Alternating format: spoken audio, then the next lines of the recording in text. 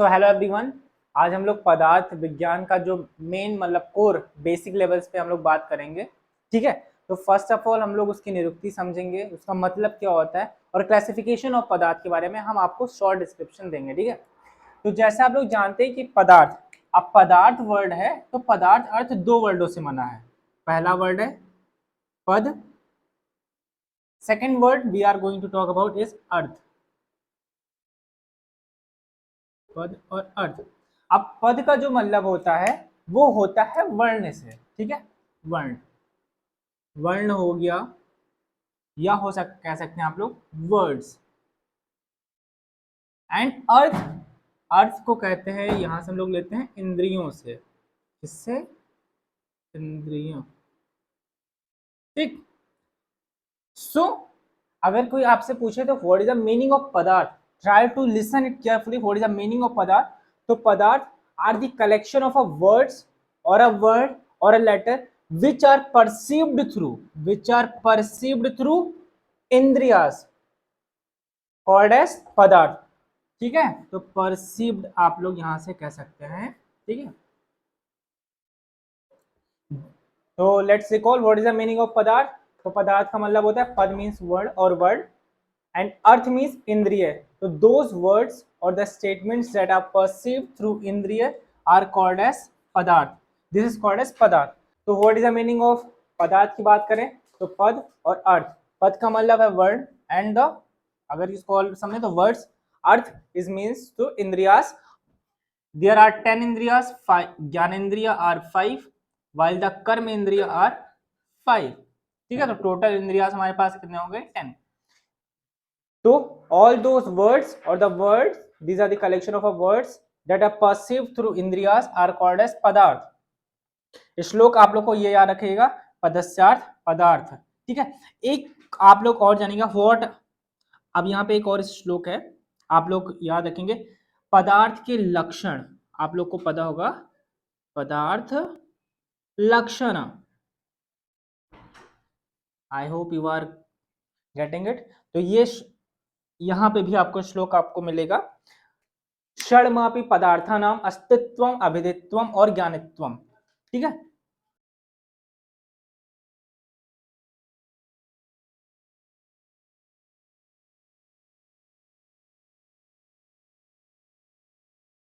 ये चीज समझ में आना चाहिए। अब आपको समझाते हैं। तो पदार्थ का मतलब आप लोगों को पता चला का, पदार्थ के लक्षण आपको बाय हार्ट याद करना है। श्लोक क्षण आपको लिंक में मिल जाएगा, षड्मापि पदार्थानाम अस्तित्व अभिधित्व और ज्ञानित्व। अब अस्तित्व का मतलब है एग्जिस्टेंस, जैसे कि हमारे पास ये मार्कर है। ठीक है, तो ये हम लोग इसको पदार्थ कहेंगे। कैसे? क्योंकि इसकी एग्जिस्टेंस है। अभिधित्व नेमेबिलिटी, हमारे पास इसको हम लोग कह सकते हैं ब्लू कलर का मार्कर है। ठीक है, तो इसको हम लोग एक स्पेसिफिक नेम प्रोवाइड कर सकते हैं, इसलिए हम लोग इसको क्या कहेंगे? अभिधित्व। अब ज्ञानित्व, ज्ञानित्व का मतलब होता है यहाँ पे नोनेबिलिटी। अब आप लोग इसको कैसे जानते हैं? ऐसा मार्कर जानते हैं, ऑब्वियस है। तो इसको हम लोग क्या कहेंगे? ज्ञानित्व। तो आपको ये पता होना चाहिए पदार्थ के लक्षण, पदस्यार्थ पदार्थ, ये जो पदों के अर्थ को बताता है उसे पदार्थ कहते हैं। कैसे पता चलता है? थ्रू दी इंद्रियास का, इंद्रिया से पता चलता है। 5 देयर आर ज्ञान इंद्रिया, 5 are the karma indriya, total as 10। Let's see quick कि हम लोग क्लासिफिकेशन ऑफ पदार्थ कैसे करते हैं। हम लोग इसको आगे भी पढ़ेंगे, लेकिन अभी आपको नॉर्मल पदार्थ पता है। अब पदार्थ को दो पार्ट में डिवाइड किया गया है, एक होता है भाव और एक होता है अभाव। बस अभाव पदार्थ। ओके, अब भाव पदार्थ वो होते हैं जिनका अस्तित्व होता है, अस्तित्व, या कह सकते हैं जिनकी सत्ता होती है, उसे हम लोग भाव पदार्थ। और अभाव सिमिलरली जिनकी नॉन एग्जिस्टेंस, कॉल्ड एज अभाव पदार्थ। ठीक, अभी आप लोगों को अब भाव पदार्थ हमारे यहाँ पे अगर देखेंगे, आचार्य चरक और according to Vaisheshika, Acharya Charak and Vaisheshika darshan given by, आगे पढ़ना है कनाड मुनि। ओके, तो चरक के अकॉर्डिंग हमें ये याद रखिएगा, सीरीज विदाउट सीरीज एग्जाम में आपसे पूछा जाएगा। सामान्य, विशेष, talk about the according to Acharya Charak, सामान्य, विशेष, गुण, द्रव्य, कर्म, समवाय। यही ये आप सीरीज याद रखिएगा क्योंकि ये एग्जाम्स में आते हैं। वैशेषिक दर्शन है, नॉर्मल है, द्रव्य। Okay, this is the classification of भाव पदार्थ। भाव पदार्थ कौन? जिनका अस्तित्व है या जिनकी सत्ता, उन्हें भाव पदार्थ कहते हैं। आचार्य चरक के अनुसार समान विशेष गुण द्रव्य कर्म समवाय, while Vaisheshika Darshan given by Kanada Muni is द्रव्य गुण कर्म समान विशेष समवाय, while the अभाव पदार्थ is further divided into a two part, संसर्गा भाव, संसर्गा अभाव एंड अन्योना, अन्योना अभाव, अन्योना अभाव। बस आप लोग कितना समझिए, संसर्गा भाव और अन्योना भाव। संसर्गा भाव 3 होते हैं, प्राग भाव, प्राग अभाव, पदवंशा और अत्यंता भाव। Okay, so this is a brief classification of पदार्थ। we have two types of पदार्थ, द्रव्य में खाली भाव एंड अभाव। भाव पदार्थ जिनकी अस्तित्व होता है या जिनकी सत्ता होती है, जिनका अस्तित्व नहीं और जो असत्यवान है उन्हें अभाव पदार्थ कहते हैं। According to Charak, remember the series, समान विशेष गुण द्रव्य कर्म समवाय। Acharya, according to Vaisheshik Darshan, we have dravya guna कर्म समान विशेष समवाय। While we are seeing the अभाव, this type of two, संसर्गा भाव और अनन्य भाव, अन्योना भाव। अब यहाँ पे पूछ सकता है कितने टाइप के होते हैं, तो आप याद रखिएगा 2, ठीक है, ये होते हैं 6। यहाँ पे संसर्गा भाव के पास 3 है, प्राग भाव, प्रध्वंसा, अत्यंता और अन्योना भाव। प्राग भाव का आप लोग कह सकते हैं जिनकी ओरिजिन नहीं होती है बट डिस्ट्रक्शन होता है, उनको हम लोग कहते हैं प्राग भाव। प्रध्वंसा, जिनकी ओरिजिन तो होती है बट नो डिस्ट्रक्शन। अत्यंता, अभाव फॉर एवर, फॉर एवर, ठीक है। और अन्योना, एक दूसरे में जो अभाव होता है उसे हम लोग अन्योना अभाव कहते हैं। Now going to talk about the ayu. अब आयु का श्लोक आप लोग को बाय हार्ट याद करना है, ठीक है। श्लोक आप लोग को बता देता हूं। शरीरेन्द्रिय सत्व आत्म संयोगोधारी जीवतम नित्यक शानुबंधश पर्याय आय उच्यते। आप अगर किसका रेफरेंस लेंगे तो यह है चरक सूत्र स्थान, चैप्टर नंबर 1, दीर्घ जीवितीय अध्याय, श्लोक नंबर 42। ट्राई टू रिकवर, ठीक है। शरीरेन्द्रिय सत्व आत्म, ठीक है। तो व्हाट इज आयु? तो I is a कॉग्रेशन, conjugation of शरीर, इंद्रिय, सत्व एंड आत्मा, ठीक है। तो आई इज अ कॉग्रेशन ऑफ शरीर, इंद्रिय, सत्व और आत्मा। अब यहाँ पे सेकंड क्वेश्चन आता है, व्हाट इज सिनोनिम्स। हम लोग सिनोनिम्स की बात करेंगे। तो आपने श्लोक सुना,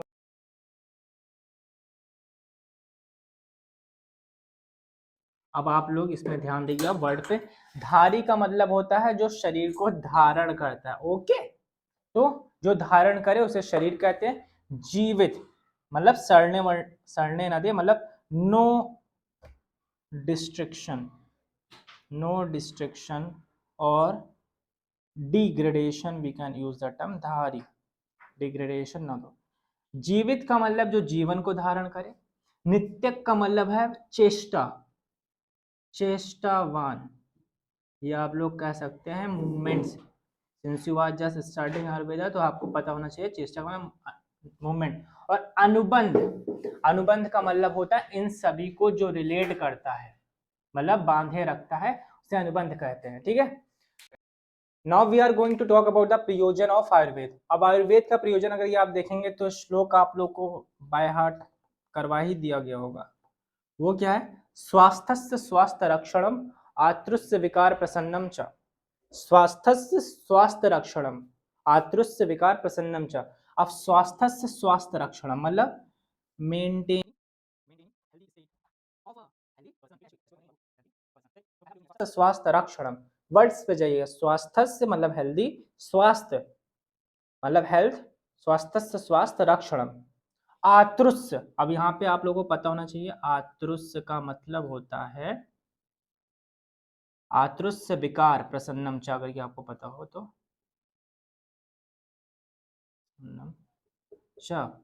इसका मतलब होता है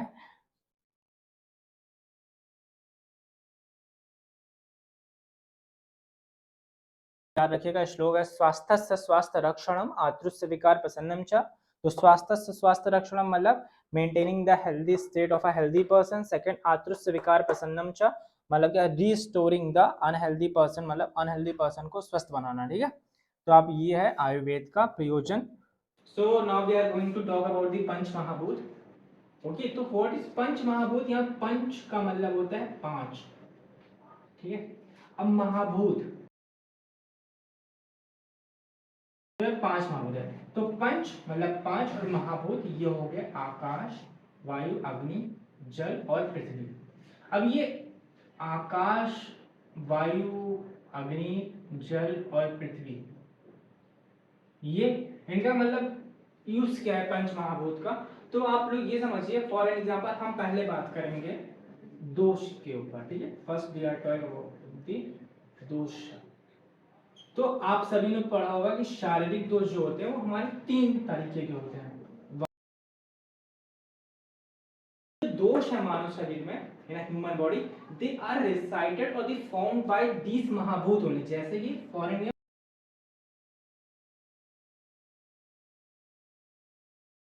तो शारीरिक दोष पहले हम लोग पंच महाभूत पांच होते हैं, सीरीज आप लोग याद रखिएगा, आकाश, वायु, अग्नि, जल, पृथ्वी। फर्स्ट ऑफ ऑल हम लोग बात करते हैं दोषों में। तो दोष में शारीरिक दोष, ठीक है, शारीरिक दोष, वात फैला है उसमें आकाश और वायु महाभूत, पित्त में अग्नि, कफ में जल और पृथ्वी। यहीं पे हम लोग बात करेंगे मानसिक दोषों की, ठीक है, मानसिक दोष। तो मानसिक,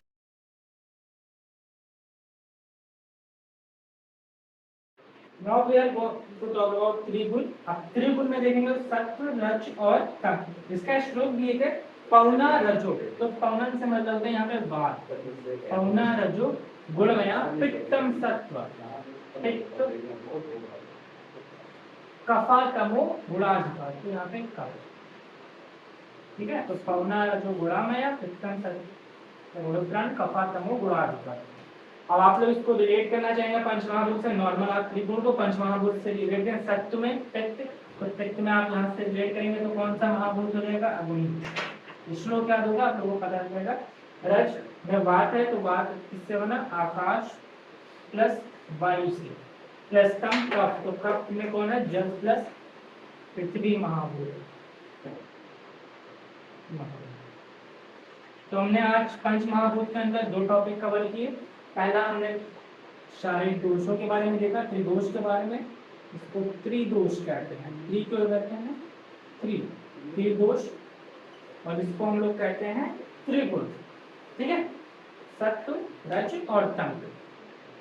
now we are going to talk about panch mahabhoot in रस। अब देखो, जो भी हम लोग इनटेक ऑफ फूड करते हैं वहां पे हमारे पास 6 तरह के रस होते हैं अकॉर्डिंग टू आयुर्वेद, ठीक है। तो पहला रस कौन है? मधुर, ठीक है।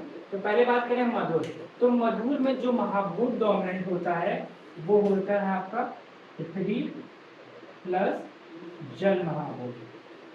आम्ल में जो आपका महाभूत डोमिनेंट होता है वो सेम पृथ्वी प्लस,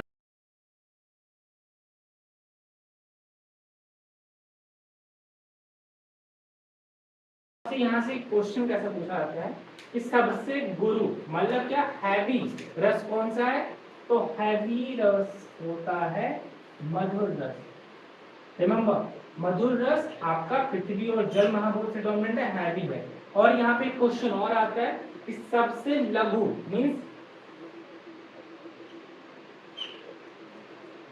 जो वायु और अग्नि, ये अग्नि ऊपर की तरफ जाती है और वायु क्या करता है? मूवमेंट प्रोवाइड करता है। तो सबसे लेस वेट वाला होता है जिसको कहते हैं लघु, और we can use the term light, light weighted, ठीक है। तो आप लोग का रिलेशन आप लोगों को पता होना चाहिए। रस, रस कहते हैं मधुर, अम्ल, लवण, कटु, तिक्त, कषाय। द महाभूत डोमिनेंट्स आर मधुर, पृथ्वी प्लस जल, नाम द पृथ्वी प्लस अग्नि, one in lover that is अग्नि प्लस जल। याद करने की ट्रिक क्या है? जल, अग्नि, ये दोनों कॉमन है, इन दोनों में यहाँ पे ये सीरीज है। कटु, तिक्त, कषाय, वायु सब में सेम है, आकाश, अग्नि और पृथ्वी। Now further we have deal with tridosh, we have deal with the trigun relation with panch mahabhut, we have deal with the relation of panchmahabhoot with rasa. These are the most important topics. Now we are talking about the पंचमहाभूत in धातु. अब आपको मालूम होगा धातु हमारे यहाँ पे कितनी होती है, 7 धातु होती है. ठीक है, हम लोगों ने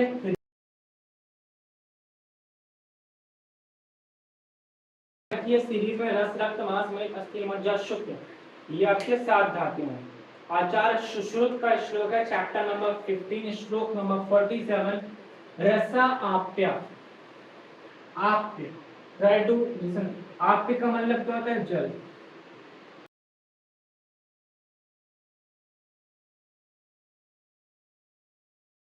ओके, नाउ रस जल महाभूत, रक्त अग्नि एंड जल, मास पृथ्वी, मेघ जल एंड पृथ्वी, अस्थि वायु, मज्जा जल, शुक्र जल. श्लोक आप लोग को रसा आप्य रक्तम तेजो जलात्मम मासस पित्वम मेदो जल पृथ्वी व्यात्कम अस्थि पृथ्वी अनिला मज्जा आपम शुक्र आपम च अस्थि पृथ्वी अनिला. पृथ्वी भी यहाँ पे आएगा. ओके, अब सिद्धांत कितने टाइप्स होते हैं, 4 टाइप्स. देयर सर्वतंत्र सिद्धांत, प्रतितंत्र सिद्धांत, अधिकरण सिद्धांत एंड अभिपुगम सिद्धांत. हम एक एक सिद्धांत को लेकर चलेंगे. तो सर्व, सर्व का मतलब क्या होता है, ऑल. तंत्र, तंत्र का मतलब होता है ऑल स्क्रिप्चर्स, स्क्रिप्चर्स कह सकते हो या टेक्सचुअल बुक्स कह सकते हो. ठीक है, तो पहले हम लोग सर्वतंत्र सिद्धांत की बात करेंगे और इसके एग्जांपल्स देखेंगे. तो सर्वतंत्र सिद्धांत, सर्वतंत्र सिद्धांत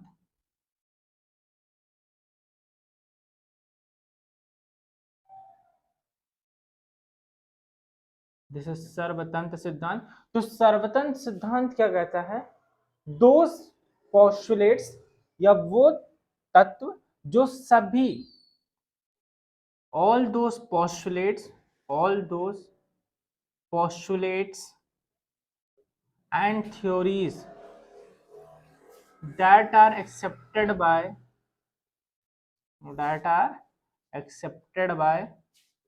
each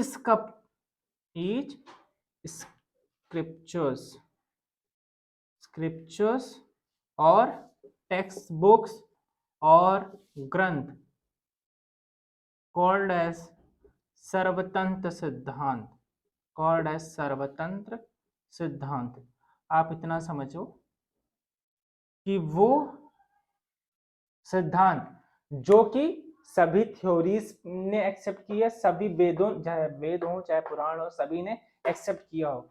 the subjects which has been considered by each of granth scriptures are called as sarvatantra siddhant. आप कहोगे मतलब जो हर जगह पे वैलिड हो, नॉर्मल भाषा में समझो, valid in all subject. Okay, जो सभी जगह वैलिड हो उसी को कहते हैं सर्वतंत्र सिद्धांत. फॉर एन एग्जाम्पल, बहुत बढ़िया एग्जाम्पल है, आप लोगों ने ध्यान दिया होगा. सबसे पहले इससे पहले बता दो, पंचमहाभूत.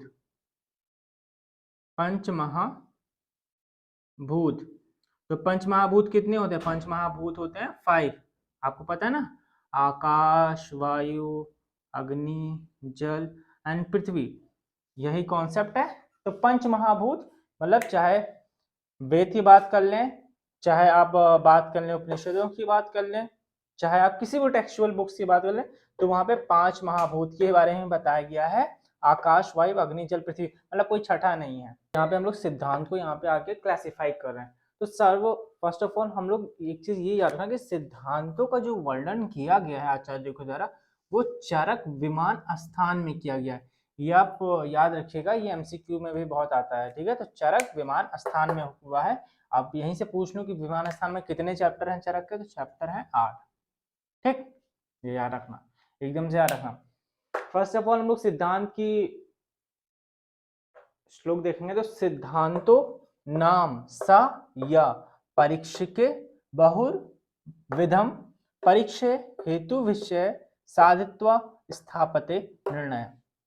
श्लोक याद कैसे रहेगा, एक एक मीनिंग पे आ जाओ. ठीक है, सिद्धांत, सिद्धांत को हम लोग इंग्लिश में अगर की करोगे तो इसको कहते हैं पोस्टुलेट्स. ठीक है, क्या कहेंगे, पोस्टुलेट्स. तो सिद्धांतों नाम सा या, परीक्षके मतलब क्या है? टेस्ट और एक्सपेरिमेंट या डेमोन्स्ट्रेशन या कह सकते हो रिसर्च।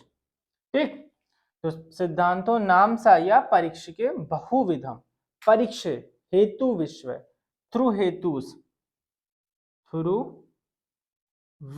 हेतु का मतलब यहाँ पे होता है डिफरेंट फैक्टर्स, मतलब कहते हैं नहीं हर पक्ष के अनेक पक्ष होते हैं, तो देखिए थ्रू हेतुस साधित्वा स्थापते, then after establishing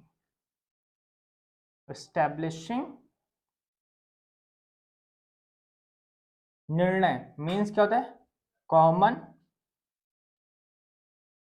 P view not posterior to ventral, it is point of view. ठीक है, तो हमने यहाँ पे देखा सिद्धांत का सबसे पहले श्लोक पता होना चाहिए कि सिद्धांतो नाम सा या परीक्षे बहुविधम, परीक्षे हेतु विषय साधित्वा स्थापते निर्णय चरक विमान स्थान, चैप्टर नंबर 8 श्लोक नंबर 37। अब हम लोग अगर की देखें तो what is the meaning of सिद्धांत, तो आप लोगों को सबसे पहले ये पता होना चाहिए कि सिद्धांत उसे कहते हैं जो कि परीक्षकों के द्वारा अनेक बार परीक्षा की गया हो, मतलब परीक्षकों के द्वारा किसी भी वस्तु का कई बार परीक्षा किया गया हो तथा उस पर सबका एक मत हो, मतलब क्या है? सबका एक मत से जो स्थापित क्या है? स्थापित निर्णय है, स्थापित निर्णय है, उसे हम लोग सिद्धांत कहते हैं। ठीक है, स्थापित निर्णय तो उसे कहते हैं सिद्धांत। तो सिद्धांत these are the postulates that had been discussed, which has been discussed, experimented or demonstrated many times, and then the common results has been postulated as the results are called as सिद्धांत। हाँ, तो आप बात करेंगे प्रतितंत्र सिद्धांत, तो प्रतितंत्र सिद्धांत mostly क्या कहता है ये ध्यान रखो, the theories that are accepted, the theories which are accepted by a particular scriptures, मतलब वो थ्योरीज जिनकी वैलिडिटी सिर्फ पर्टिकुलर स्क्रिप्चर्स पे हो, उन्हें हम प्रतितंत्र सिद्धांत कहते हैं। ठीक है, the theories which are accepted by a particular scriptures और validity called as pratitantra siddhant, मतलब जो एक जगह पे हो, मतलब कुछ शास्त्रों ने उनको माना हो और कुछ नो मतलब कुछ लोगों ने रिजेक्ट किया हो या ना माना हो, अपने मत रखे हो, तो उसे हम लोग प्रतितंत्र सिद्धांत कहते हैं। अब प्रतितंत्र जो सिद्धांत है, एग्जाम्पल आओ देखें उदाहरण। ठीक, तो एग्जाम्पल देखेंगे, तो एग्जाम्पल में है कुछ लोग जो रस, हमने आपको पहले बता दी है रस जो 6 प्रकार में, कुछ लोगों ने 6 माने हैं तो कुछ शास्त्रों ने 8 माने हैं, समझा? तो ये एग्जाम्पल है आपका प्रतितंत्र सिद्धांत का। ठीक है, अब रिकैप्सुलेट करते हैं प्रतितंत्र सिद्धांत क्या होता है। द थ्योरीज और the sciences which has been accepted by a particular shastra and their validity is specific for a particular shastra is called as Pratitantra Siddhant. For an example, some shastra has considered the sankhya of a ras is 6 and some has accepted at 8. This is called as Pratitantra Siddhant. Now we are going to talk about the Adhikaran Siddhant. हम लोग बात करेंगे आपसे अधिकरण सिद्धांत की। तो अधिकरण सिद्धांत क्या कहता है? इन a case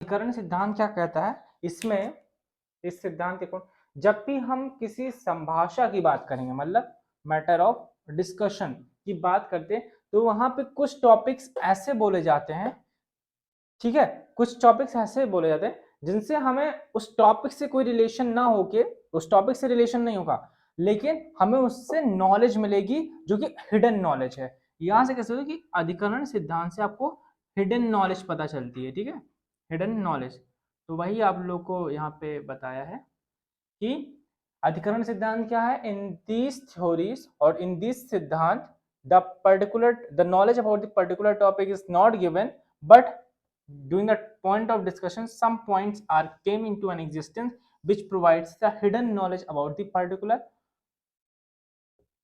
subject is called as अधिकरण सिद्धांत। अब कैसे समझोगे इसको? एग्जांपल से इसको समझ लो। For example, in morning he get up later, common है आजकल। In morning he get up later. अब कहने का मतलब कि वह सुबह देर से उठा। ठीक है, अब हमें एक चीज, हमें यहां से एक सेंस ऑफ परसेप्शन ये है कि इन नाइट वह he gone to bed later, मतलब वो रात में देर से सोया होगा, इसलिए सुबह वो देर में उठा। ठीक है, तो यहाँ पे ये स्टेटमेंट नहीं बोला गया है, लेकिन इस स्टेटमेंट के बोलने से हमें इस स्टेटमेंट का जो नॉलेज या सेंस ऑफ परसेप्शन हो रहा है, इसी को हम लोग अधिकरण सिद्धांत कहते हैं। अधिकरण सिद्धांत क्या होता है? These are the theories.